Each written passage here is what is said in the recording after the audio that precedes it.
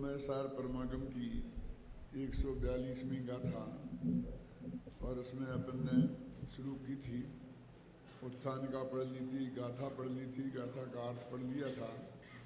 अब जयचंद जी छाबड़ा भावार्थ में इसमें के बारे में क्या कहते हैं वो बात अपन पढ़ते हैं। यद्यपि गुरुदेव का, जयचंद जी छाबड़ा का और अनेक अनेक कोटेशन देने से विषय का रिपीटिशन होता है, लेकिन अध्यात्म में विषय का रिपीटिशन होना दोष नहीं है, गुण है। क्योंकि हमको सारी जिंदगी करना क्या है? वस्तु का स्वरूप समझकर और उसी का ही चिंतन मनन करना है। जब तक समझा नहीं है तो हमें समझने के लिए अध्ययन करना है, तो उसमें बाँचना, परीक्षना और अनुपरीक्षा करनी है। और उसके बाद सारे जीवन यदि हमारा उपयोग आत्मा में स्थिर नहीं होता है कि कम होता है, तो बाकी जो आमनाय जिसे बोलते हैं हम, वो आमनाय नाम का स्वाध्याय करना है, उसी का रिपीट करना है। न मालूम हमारे चित्त में ये बात कैसे जम गई है कि जब शास्त्र में एक बात रिपीट होती है तो हमको ऐसा लगता जी तो कल आ गई थी। और नवोकार मंत्र 108 दफे रिपीट करते हो और सारी जिंदगी क्यों है? तो उसमें कभी ऐसा नहीं लगता है। हर मामले में ऐसा है। रोटी रोजाना खाते हो तो कभी नहीं, रोटी क्यों? ये सब्जी तो कल बनी थी, ये दाल तो कल बनी थी। और दाल और सब्जी में रोजीना इसको बदलाव चाहिए और रोटी में रिपीटिशन चलता है। अपनी अपनी धारणाएं बना ली हैं, इसलिए हम क्या करें। तो अध्यात्म जो है, इसमें भक्ति में, अध्यात्म में ये रिपीटिशन दोष नहीं है, गुण है। सिद्ध चक्र विधान की एक जयमाला उसमें आता है, जयमाला के पहले जो छंद होते हैं ना, कुछ अर्घों के बाद जयमाला के पहले, तो उसमें लिखा है कि हे भगवान, मैं तुम्हारी स्तुति करता हूँ और बार बार वही बातें आ जाती हैं। तो उसमें लिखा है, नहीं भक्ति भाव में नहीं पुनरुक्त भणंत, पुनरुक्ति को दोष नहीं माना जाता। क्या? तो अभी पढ़ते हैं अपन कि जीव कर्म से बंधा हुआ है तथा नहीं बंधा हुआ है, ये दोनों नए पक्ष हैं। अभी व्यवहार नए को कितना हे बताते आ रहे हैं जब से, और उसकी अपेक्षा से निश्चय नए को उपादेय बताते आ रहे हैं। और जहाँ भी निश्चय नए के किसी भेद को हे बताना उन्हें है, तो वहाँ उसे व्यवहार कह के ही उसका हे बना बताते हैं। ठीक है, ये तो व्यवहार है, ऊपर की नए की अपेक्षा ये व्यवहार हो जाता है। कहते हैं नहीं कहते? यानी सीधी सच्ची बात है कि निश्चय उपादेय और व्यवहार ही रहा। जैसे कि परद्रव्य के संयोग की बात है, ये तो सब व्यवहार ही व्यवहार है, क्योंकि वो है ही नहीं, वो कभी निश्चय पने को प्राप्त नहीं होता है शांति जी। लेकिन जो रागादि आत्मा का है, उसे सब भले ही अशुद्ध निश्चय नहीं कहें, लेकिन उसे निश्चय का नाम दिया गया है। अब अंतर समझना, एक वो व्यवहार जो कभी निश्चय नहीं बनता, एक वो निश्चय जो कभी व्यवहार नहीं बनता। असद्भूत व्यवहार में कभी निश्चय नहीं बनता, और परम शुद्ध निश्चय में कभी व्यवहार नहीं बनता।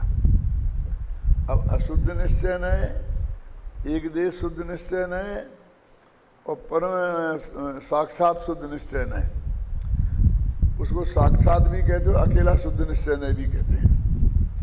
शास्त्र में दोनों नाम आते हैं, लेकिन अपन साक्षात इसलिए लगाते हैं कि जो परम शुद्ध निश्चय नहीं से उसको हम अलग कर सकें। ये अपने नीचे के नए से अपेक्षा निश्चय हैं और ऊपर की अपेक्षा व्यवहार है। तो ऐसे एक दूसरे को निषेध करते चले जाते हैं कि रागादि अपना है, असुद निश्चय ने कहेगा हाँ पक्का है, तुम हो, तुम उसके स्वामी हो, तुम उसके कर्ता हो, तुम उसके भोक्ता हो। गलती करोगे और स्वीकार नहीं करोगे तो व्यवहार प्रायश्चित भी नहीं होगा। क्यों? इसलिए तुम रागा देख के करता हो ये मानो, और क्या तुम्हें हमेशा करना है ना कि नहीं करना है ना? तो आत्मा का स्वभाव रागादि करने का नहीं है, ऐसा कह के उसे व्यवहार कह करके और उसे अगले नए को कहा एक देश शुद्ध निष्ठ न, ये भी भाई साहब करने योग्य कार्य है। फिर कहा कि अपूर्णता तक कब तक रहोगे, अपूर्णता में कब तक रहोगे, पूर्णता को प्राप्त करो ना। इसलिए उसे व्यवहार कह दिया और पूर्णता को उपादेय कह दिया, निश्चय कह दिया।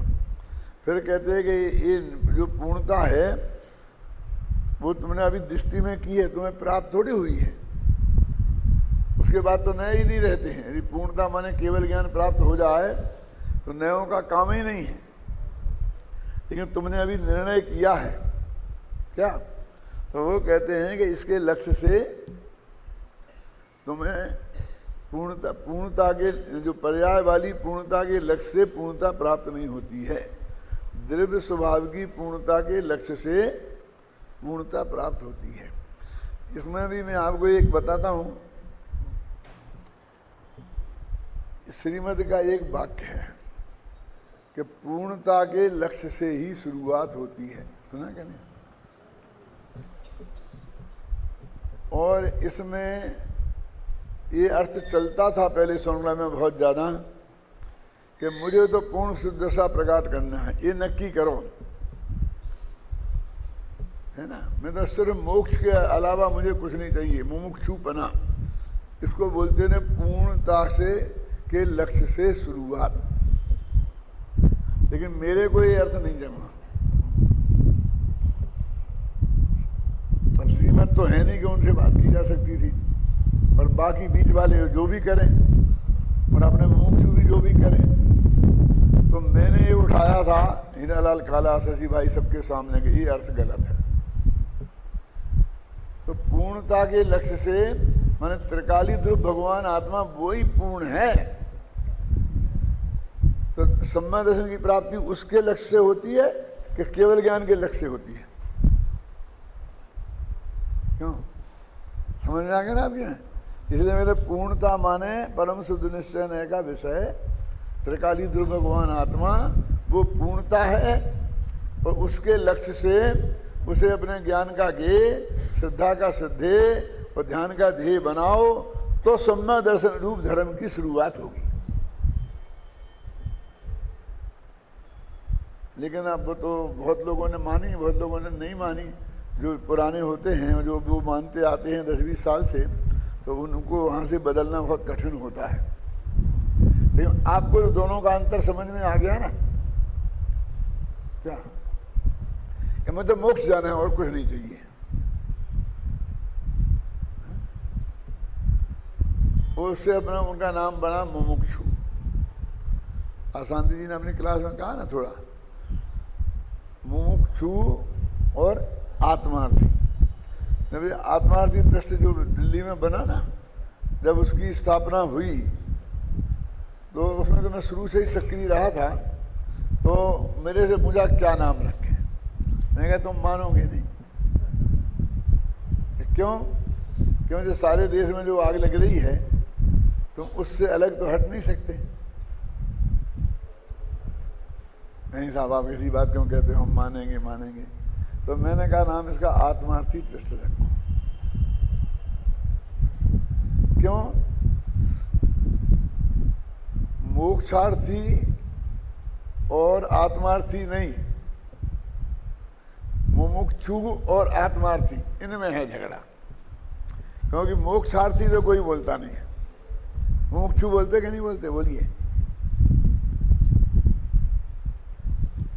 तो मैं कहता हूं कि यहाँ मोक्ष भी पर्याय है और इच्छा भी राग है, दोष है, मतलब अच्छी चीज नहीं है। अब पर्याय के लक्ष्य से काम नहीं होना है और इच्छा का तो नाश करना है।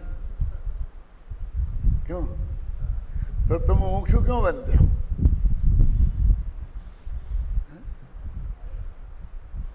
आप समझ गए ना? और आत्मा ये द्रव्य स्वभाव का नाम है, त्रिकाली ध्रुव का, और अर्थ माने होता है प्रयोजन। तो आत्मा ही है प्रयोजन जिसका, माने आत्मा के अलावा मुझे कुछ नहीं चाहिए, आत्मा के अलावा मुझे कुछ नहीं चाहिए। आत्मा तो तू है ही, तो तुझे चाहिए क्या?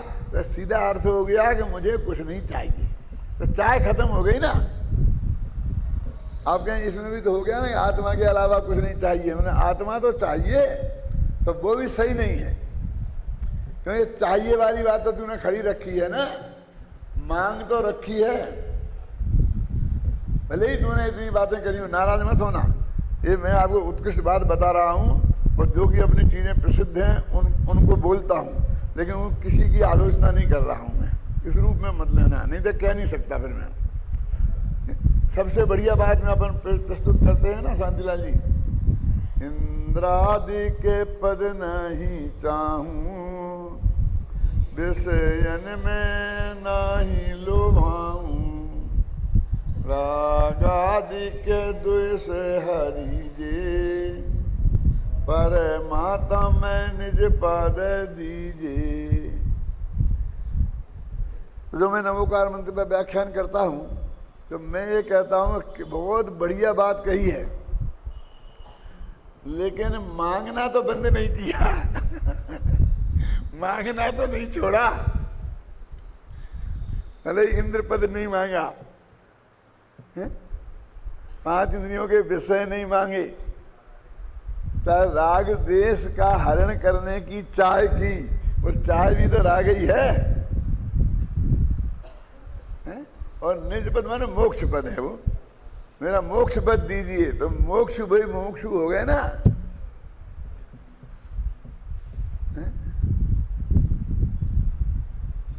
मैं तो, मुझे कुछ चाहिए ही नहीं, बात तो ये है। क्यों? क्योंकि मैं तो परिपूर्ण तत्व हूं। समझ में आया कि नहीं आया? मुझ में कोई कमी हो तो मैं कोई मांग प्रस्तुत करूं, रे प्रभु तू काई बातें अधूरा, रे प्रभु तू सब बातें पूरा, पर कियास करे क्यों मुंह रखे, तू काई बातें अधूरा, रे प्रभु तू सब बातें पूरा। तो ये कितनी बढ़िया बात है, ये मांग क्यों? और देखो अभी खतरनाक बात कह रहा हूं, पर की आस करे क्यों मुंह रखे, पर माने क्या? स्त्री पुत्र मकान जायदाद भाई बंद, नगर वाले गांव वाले, प्रधानमंत्री, पाकिस्तान, अमेरिका, क्यों? हमें तो यही पर दिखते हैं कि ये अनंत सिद्ध भगवान ये तेरे लिए पर हैं कि नहीं? क्यों? मैं आपसे पूछता हूं कि ओबामा और ओसामा जैसे जे पर हैं, ऐसे ही पर सिद्ध भगवान हैं क्या? समझ में आया कि नहीं आया? है ना? बहुत मुश्किल है भाई साहब। देखो परम तत्व ये है, असली फैक्ट ये है, ये मांगने की वृत्ति क्यों नहीं हमारे अंदर से निकलती है? मैं तो बहुत अंदर हृदय से कहता हूँ कि जो भी आप लोग भक्तियाँ करते हैं ना, वहाँ पर यहाँ भजन गाते हैं, मैं सुनता हूँ, तो मुझ में जिसमें जरा भी गंध एक तो कर्तृत्व की और एक भिखारीपन की आती है, वो बिल्कुल मेरे को नापसंद है। एक दफे पूरे गुण के सिलेक्ट करो। वो छपाई है ना आपने यहाँ किताब, वो मेरे को पसंद नहीं है।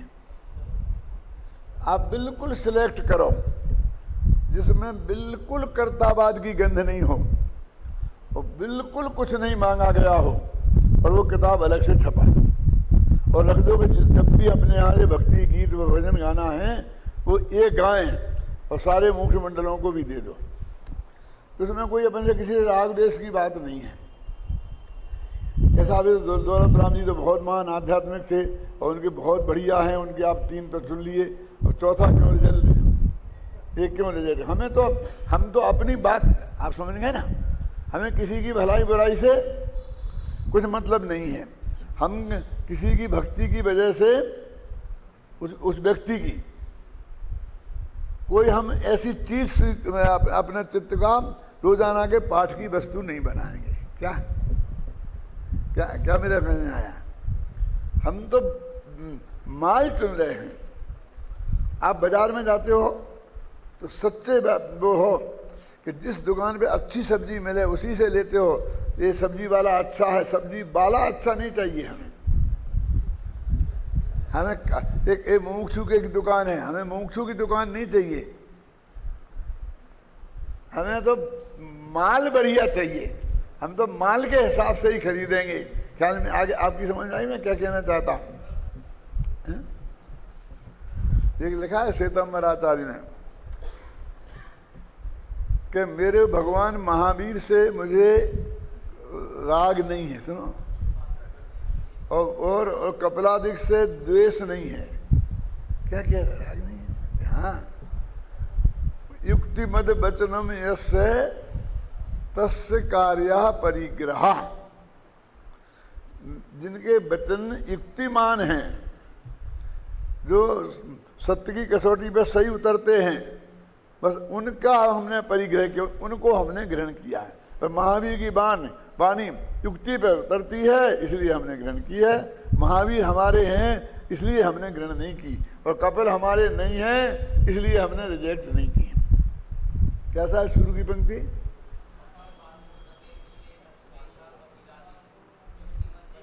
युक्तिमत वचनम यस्य तस्य कार्य परिग्रह, ये तो मैं नहीं बता दिया और मुझे वही मुद्दे की बात याद रहती है।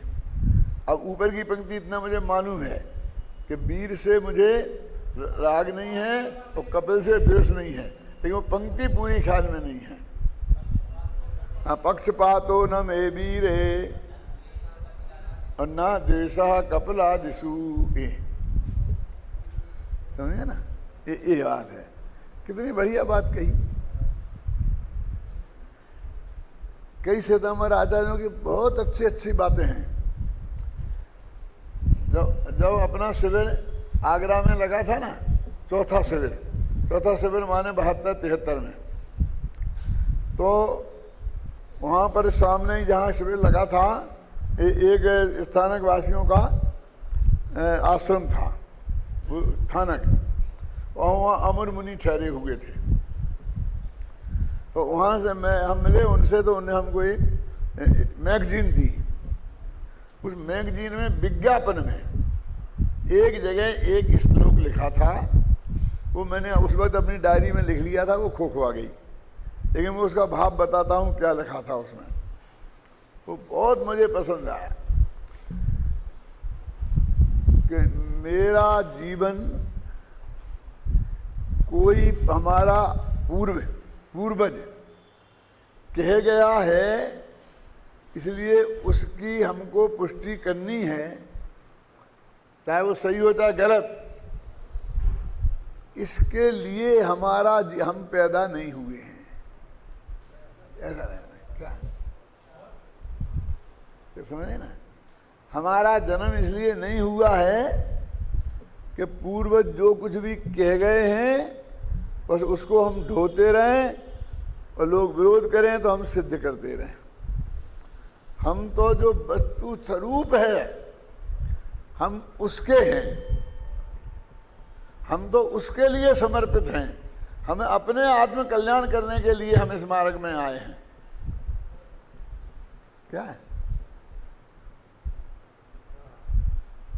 ये बहुत खतरनाक बातें हैं जो कहना अच्छी नहीं है, लेकिन यदि अपन को सच्चा आत्मार्थी बनना है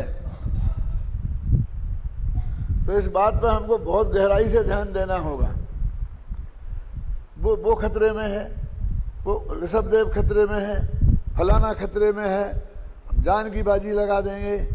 हमारा मनुष्य भाव किसी एक जमीन के टुकड़े, किसी एक खतरे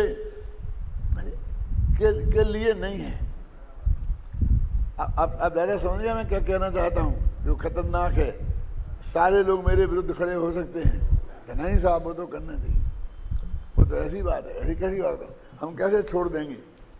मैं आपसे एक बात पूछता हूँ, नाराज मत होना।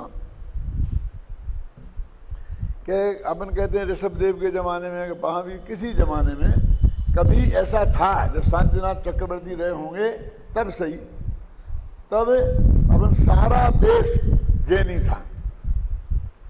नहीं से होगा कभी तो कल्पना करो।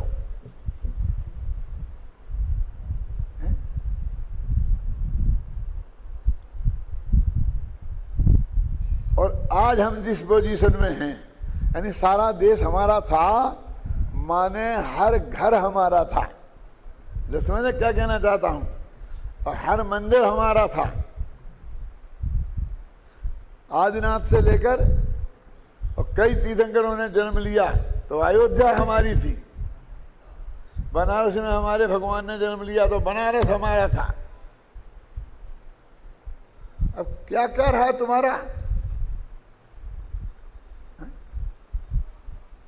और यदि तुम ही नहीं रहे तो जो हैं अभी तुम्हारे वे भी नहीं रहेंगे। क्या क्या समझ में आया? ये तो जब आदमी ही नहीं रहेंगे, मतलब जो आदमी जैनी है और वो अजैनी में कन्वर्ट हो जाएगा तो वो उनका घर कहेगा मैं तो जैनी था तब का मेरा ये घर है, इसलिए मैं जैनियों को दे दूं और मैं दूसरा मैं लूंगा हिंदुओं वाला घर। ऐसा होगा?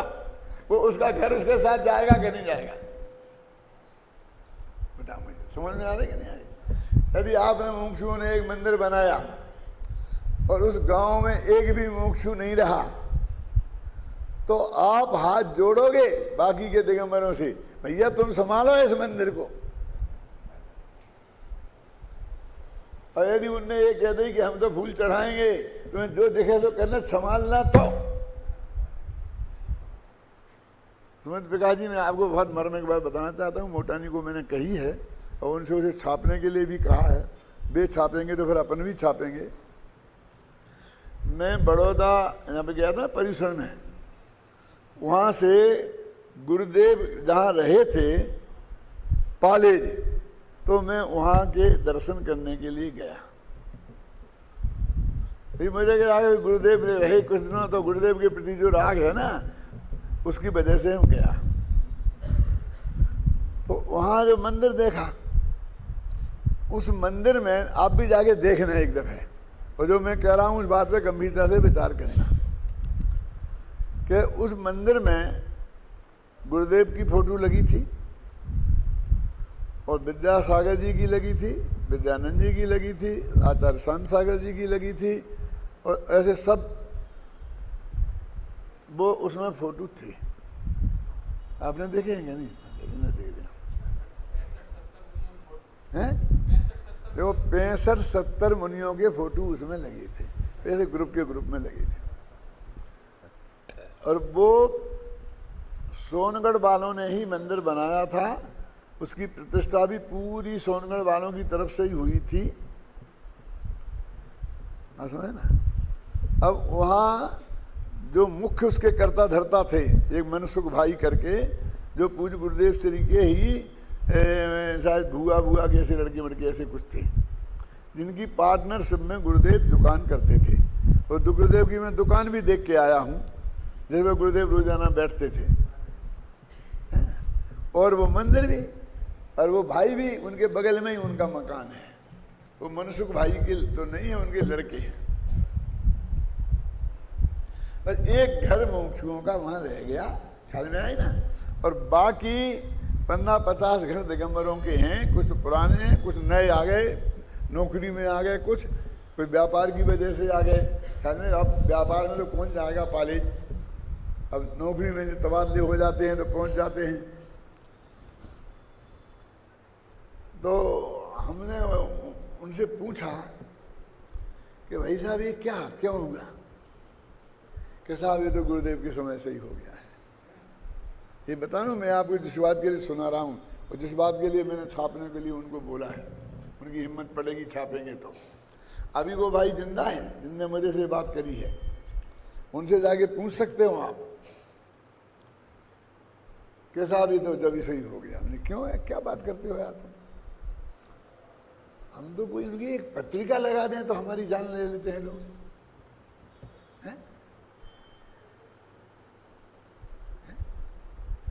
ये कैसे हुआ?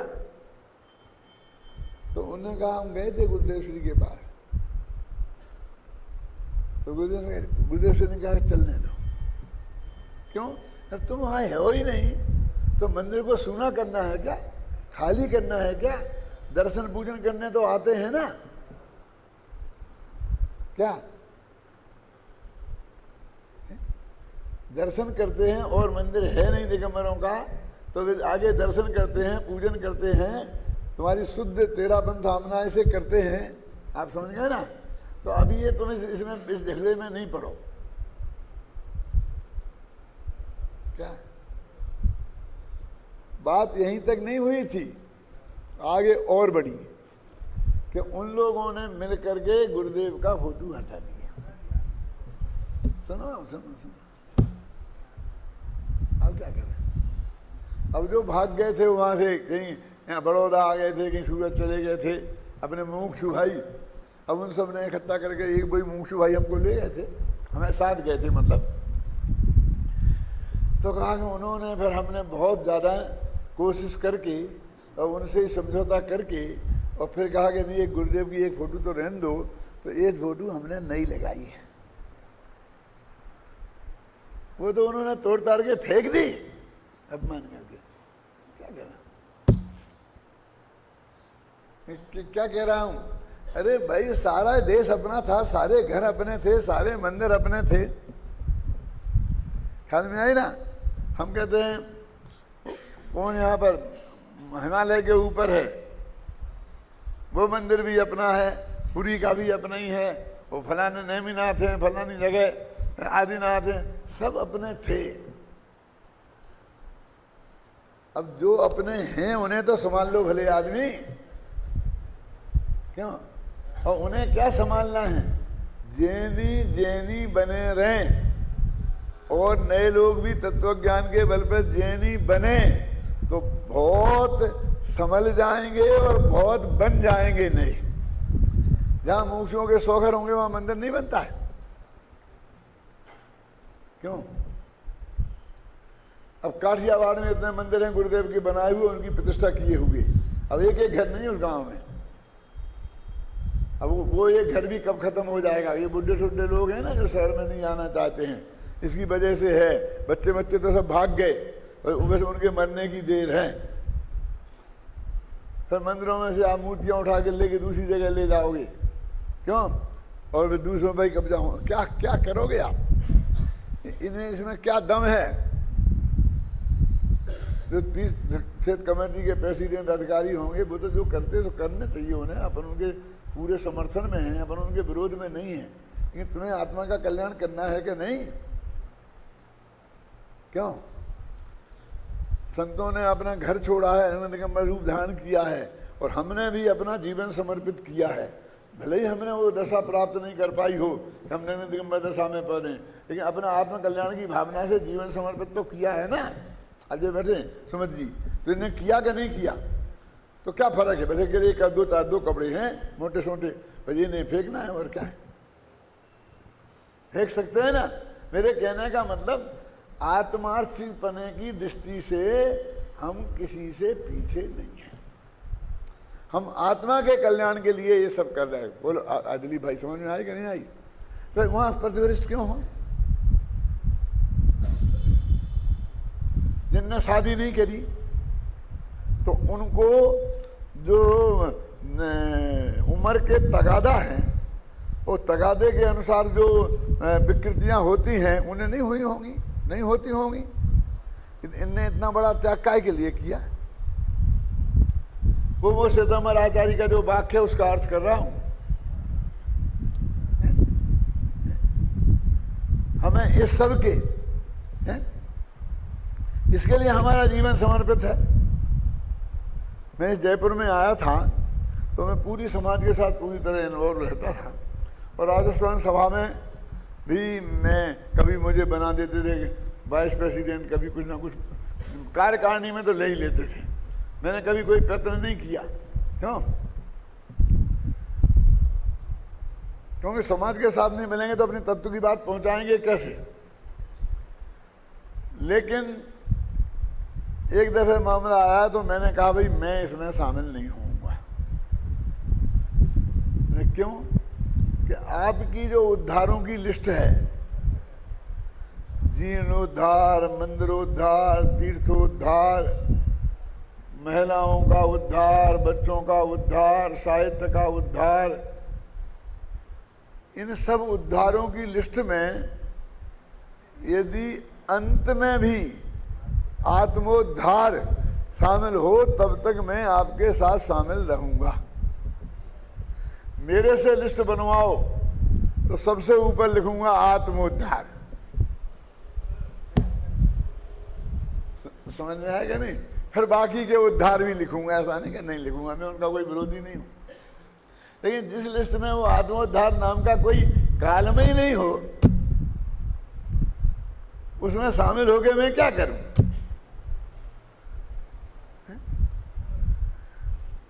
तो जिन लोगों ने अपना पूरा जीवन इसके लिए समर्पित किया है, आत्मकल्याण के लिए, और मैं ये मान के चलता हूं कि जिनने शादी नहीं की, गृहस्थी नहीं बसाई, उनने आत्मकल्याण के लिए ही अपना जीवन, क्यों, किसी तीर्थ की रक्षा के लिए, किसी बिल्डिंग की रक्षा के लिए, किसी विधवाओं का उद्धार करने के लिए, इसके लिए उसने ब्रह्मचर्य व्रत नहीं लिया है। यदि उसने विधवाओं का उद्धार करना था तो एक विधवा से शादी कर लेता तो कम से कम एक का उद्धार तो होता।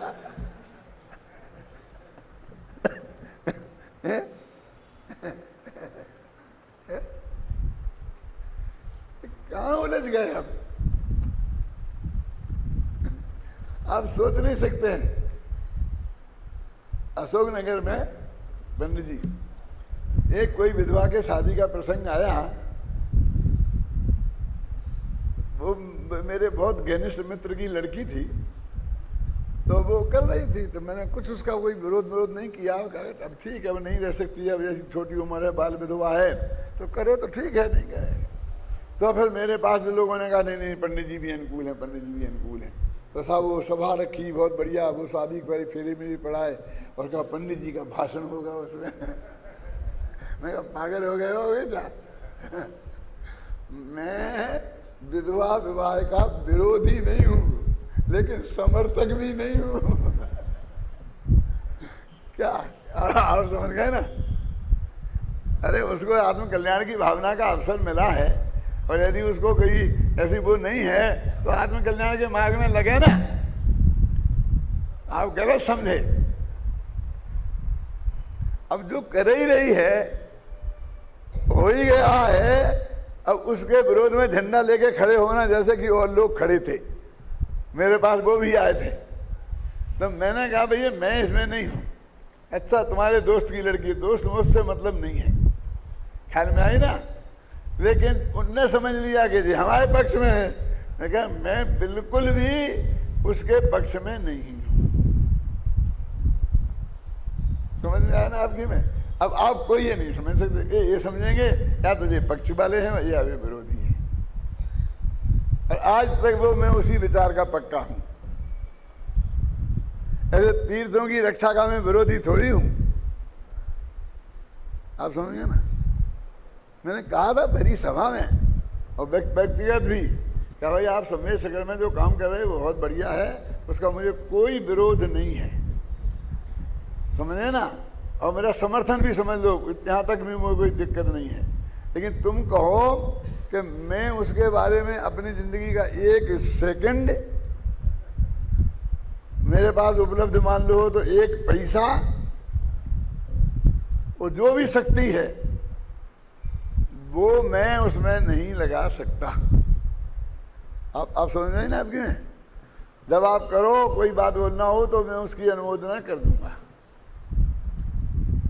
मेरी दृष्टि में वो अपना जीवन, अपना ज्ञानोपयोग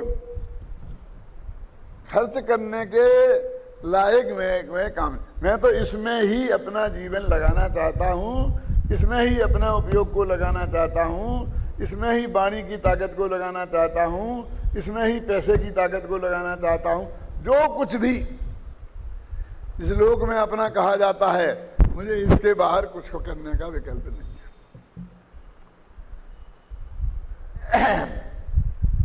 लेकिन आप ऐसा कहते नहीं। अब किस किस से विरोध लें, किस किस से क्या कहें, हैं? किसको मानना है? लेकिन अभी मेरे को लगता है कि अपने विचारों को बहुत संतुलित भाषा में व्यक्त भी करना चाहिए, वाणी में भी और लेखने में भी। क्योंकि जो सचमुच आत्मा का कल्याण करना चाहते हैं तो उन्हें तो कोई मार्गदर्शन मिले, समझ ली, उन्हें तो कोई मार्गदर्शन मिले।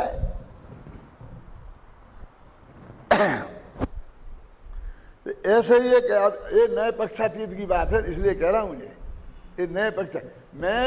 मेरा जन्म व्यवहार के विरोध के लिए और निश्चय के समर्थन के लिए नहीं हुआ है, नए पक्षातीत होने के लिए हुआ है। समझ गए ना?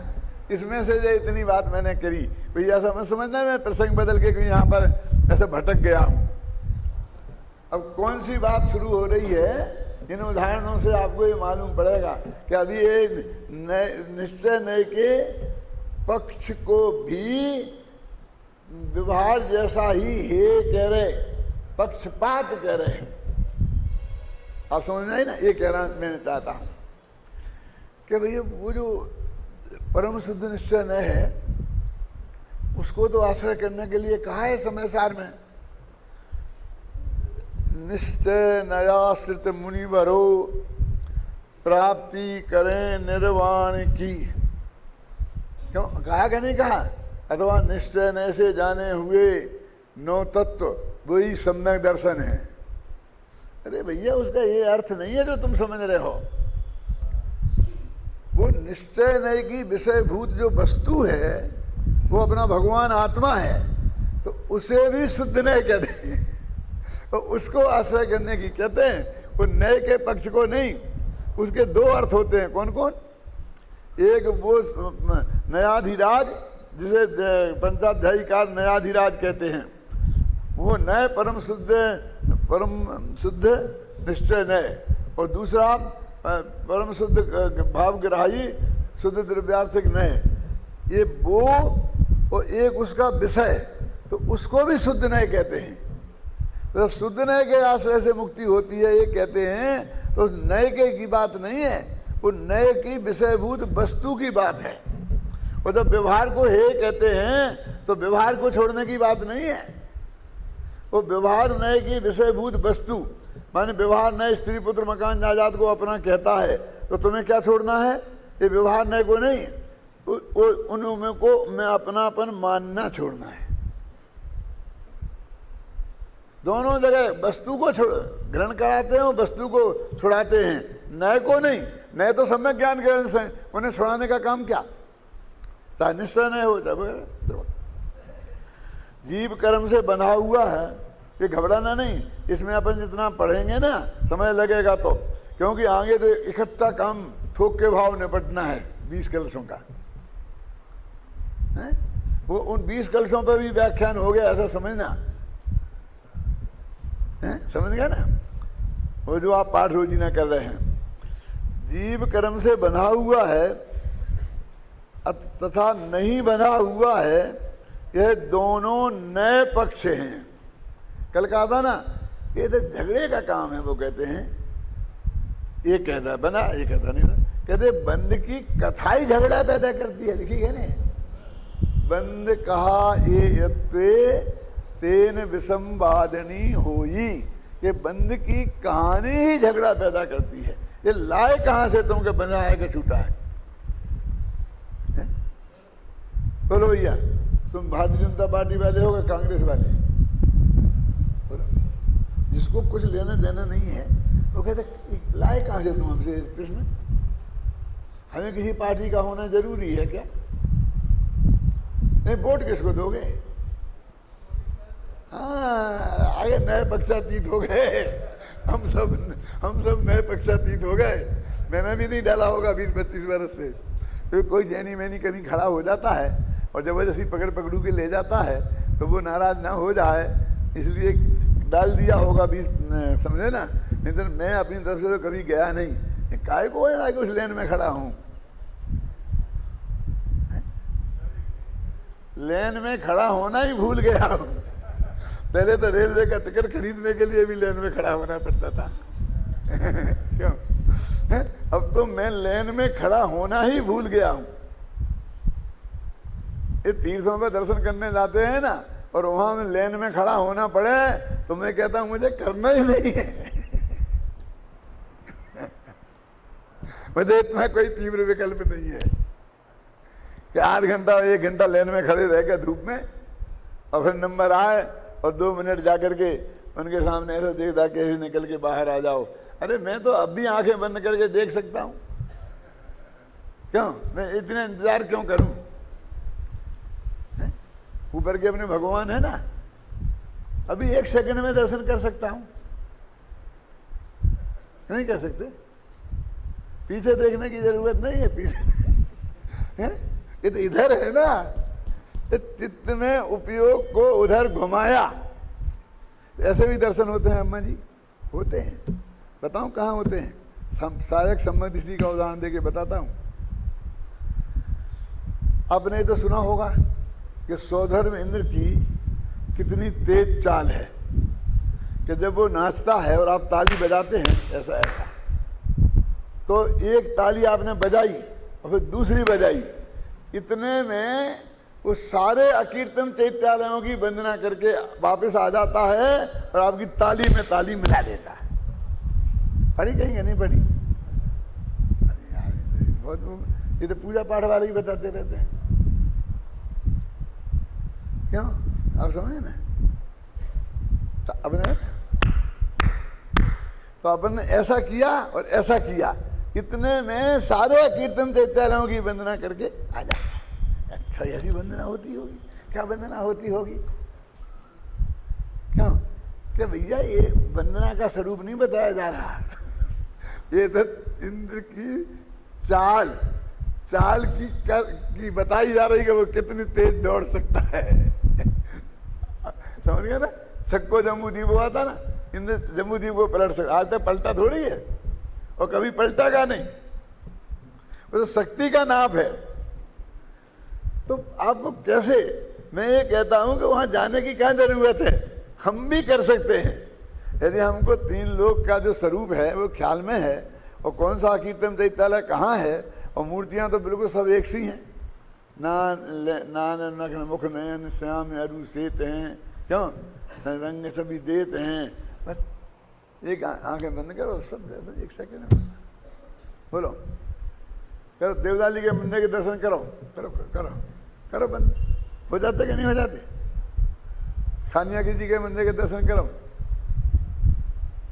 पदमपुरा के करो, हो गया ना? भूत डोलते दिखेगा नहीं दिखे? ये तो उपयोग वहां, और क्या कहना? उपयोग है। इन चमड़े की आंखों से उस पुद्गल के पिंड को देखने का क्या मतलब है?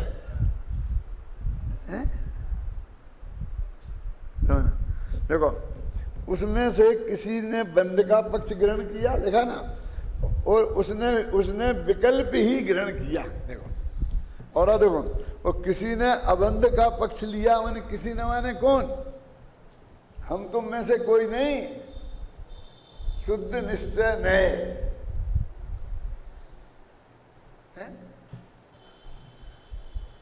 ये भी कौन सा शुद्ध निश्चय नए होगा? बोलो, सोचो, माथा लगाओ। वो नए चक्र पढ़ाने वाला है गोदा के? नहीं है, नहीं है। कौन सा निश्चय नहीं होगा ये? दूसरा वाला जिसने अबंध का पक्ष लिया, माने जिसने कर्म बंध का अभाव कर दिया, उसकी बात नहीं है ये। माने केवल ज्ञानी की बात नहीं है, सिद्ध की बात नहीं है। ये निगोदिया में और सिद्ध में जो बंधा हो चाहे छूटा हो, उस समय भी वो आत्मा अबंध है, बंध ने उसे छुआ ही नहीं है। आप सुनेंगे ना, ये उस आत्मा की बात है। यानी वो त्रिकाली ध्रुव का पक्ष लिया। चलो त्रिकाली ध्रुव का रखना क्या नहीं रखना, ज्ञान का दे, ध्यान का दे, सदृष्टि का दे, अरे उसे कौन मना कर रहा है? ये तो नए पक्ष का निषेध कर रहे हैं। अबंध है, अरे अबंध तो ये बंध के निषेध की तरफ से बात है भाई साहब, नहीं आई हुई स्पष्ट। देखो अभी बताता हूं जरा सुन के। क्या आप कौन हैं? अरे आप मुझे नहीं जानते हैं, मैं उसका मामा हूं, उसका फूफा हूं। क्यों? उसका बेटा हूं। तो भैया ये तो तुम किसी के हो, तुम किसी के, हम ना किसी के और कोई ना हमारा, तो फिर तुम हो क्या नहीं? तो वो बताओ ना तुम। क्यों? तो मैं निर्मल कुमार हूं, मैं फलाना कुमार, ये नहीं। तो मैं मनुष्य हूं, अरे मनुष्य तो तुम गति की अपेक्षा हो। क्या मैं सैनी पंचेंद्रिय हूं, ये तो इंद्रियों की अपेक्षा है।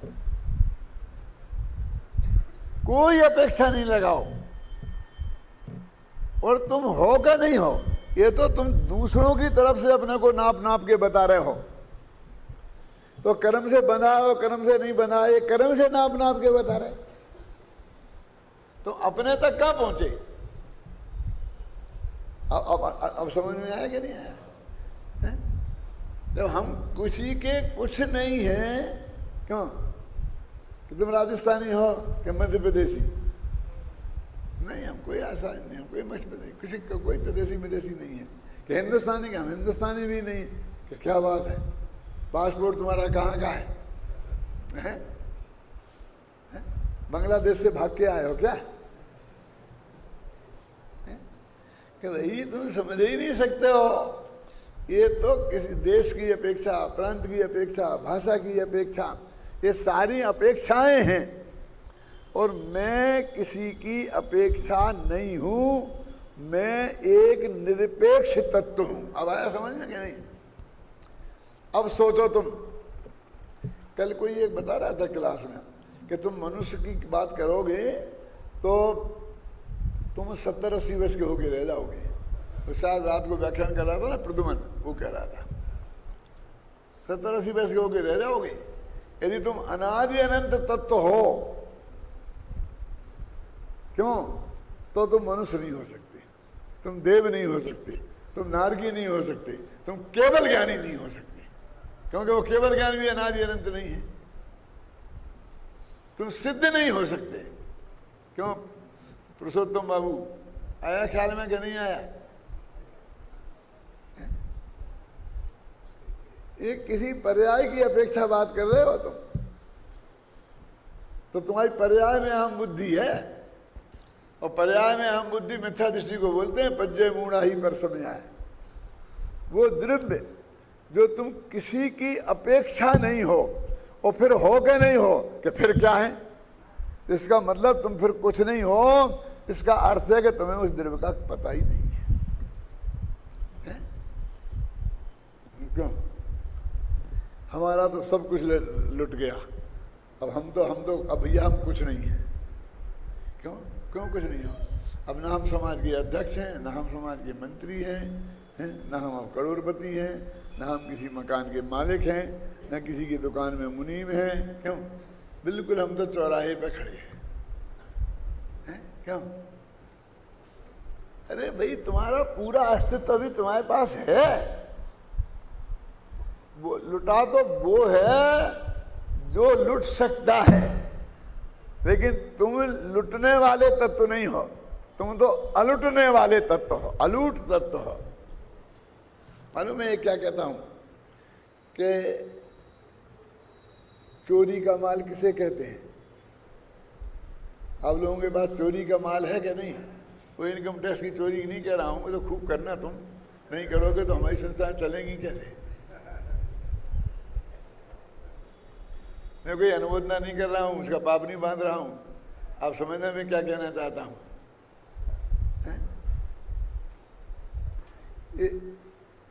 चोरी का माल किसे कहते हैं? वो नहीं कि जो तुम चोरी करके लाए हो, वो कि जिसको कोई हमसे चुरा सकता है, वो सब चोरी का माल। आप समझ में आया कि नहीं आया?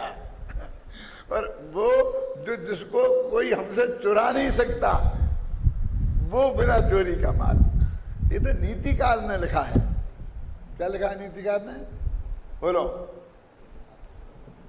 न चौरिहार्यम न च भ्रातृभाज्यम व्यये कृते वर्धत एव नित्यम विद्याधनम सर्वधनम प्रधानम। पढ़ा कि नहीं पढ़ा? ये विद्याधन कैसा है कि जिसे चोर चुरा नहीं सकते, इसलिए चोरी का माल नहीं है। समझ गए ना? तुम चुराओ नहीं, तुम चुरा के लाए हो वो नहीं, लेकिन कोई, तुमने तो ईमानदारी से कमाया है, लेकिन कोई चुरा के ले जा सकता है, तो इस चोरी के लायक माल, उसका नाम चोरी का माल। समझ गए ना? तो विद्याधन ऐसा नहीं है कि कोई चुरा सके। और न भ्रातृभाज्यम, ये भी बहुत झगड़ा है, तो भाई बांट ले जाता है। देखो क्या होता है, वैसी जनरल बात कह रहा हूँ, ज़्यादा उसका असर नहीं लेना, और समझाने के लिए कह रहा हूँ। एक पुराने ज़माने में 8-8 भाई होते थे। बड़ा भाई का बेटा और छोटा भाई कभी कभी उससे बड़ा होता था, बड़े भाई का बेटा। ऐसे कई नाम आपको मिल जाएंगे कई जगह, है ना? अब जब बाप बंटवारा करता तो वो बड़े भाई को भी उतना ही मिलता और छोटे भाई को भी उतना ही मिलता। न्याय ऐसा मिलना चाहिए। वो बेचारे बच्चे का कौन आप छींक खा जाओगे, अच्छा लगता है क्या? लेकिन भाई साहब, वो उसके बाप का माल कहाँ है? क्योंकि वो भाई ने 60 वर्ष का है, बाप 80 वर्ष का है, तो वो 40 वर्ष से वो कमा रहा है, वो उसकी कमाई है, वो उस कमाई में उसका भी हिस्सा है। समझ गए ना? और अभी छोटे ने एक पैसा नहीं कमाया है, अभी तो पढ़ ही रहा है, खर्चा ही खर्चा किया है, लेकिन हिस्सा बराबर का। मुझे कोई गवर्नमेंट का कानून हो, तुम्हारे कोई हो, तो मुझे एतराज नहीं है, लेकिन न्याय आप सोचो, तो उसे फिर उसे नहीं साला भाई बांट ले जाएगा। तो बड़े भाई क्या करते थे, हम तो न्यारे हो जाएंगे, तो वो जल्दी न्यारे हो जाती। अब इन 10-10 को पालो, छोटे भाइयों को। उसकी पत्नी कहती इनको हम सेवा करें दिन रात, ध्यान में आई ना? और फिर आज बाद में ये हमारी संपत्ति के हिस्सा ले जाएंगे, हम 10 में के हिस्सा ले जाएंगे, हमने हमारा हो जाते थे। इसलिए वो बड़े भाई लोग अपने बाप से भी अलग हो जाते थे। उसके पीछे, अरे भाई अब मेरा बेटा ही छोटे भाई से बड़ा है, तो फिर उसका भी हिस्सा रखो ना। क्यों? नहीं नहीं नहीं, तो उसको तो जो 10वां हिस्सा मिलेगा, और भाग्य से उसके भी 10 हुए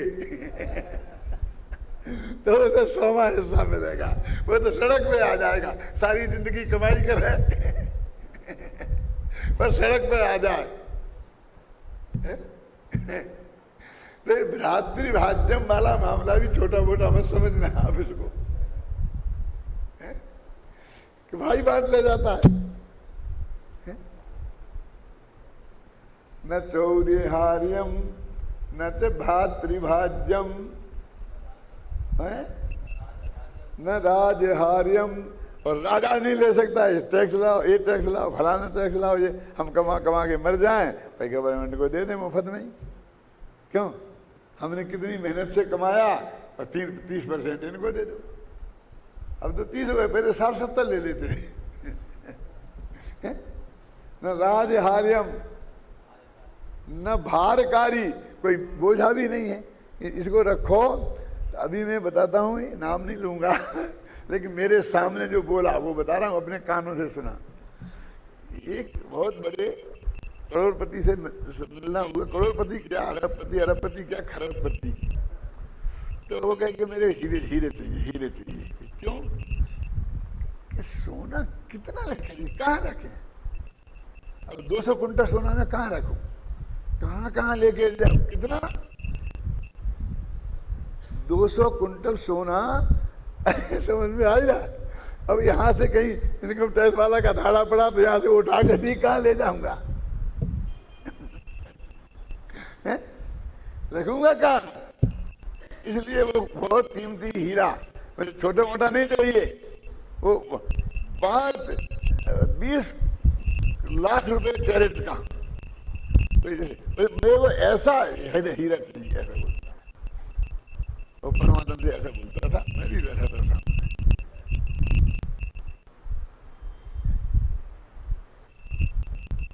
क्योंकि उसका भी वैल्यू इतना होता है कि ना रखने की जगह है, ना छुपाने की जगह है, ना यहाँ से वहाँ उठाने की जगह है, मजदूरों को ले जाना पड़े।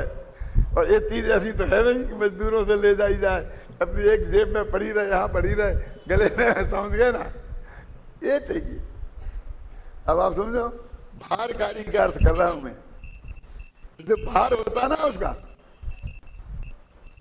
और खर्च करो तो ये पैसा लोग भले ही पंडित आपको धोखे में डालें कि देखो दान में पैसा दोगे दिलीप भाई तो कभी घटेगा नहीं, बढ़ेगा, लेकिन मैं आपको ऐसा धोखा नहीं दूंगा।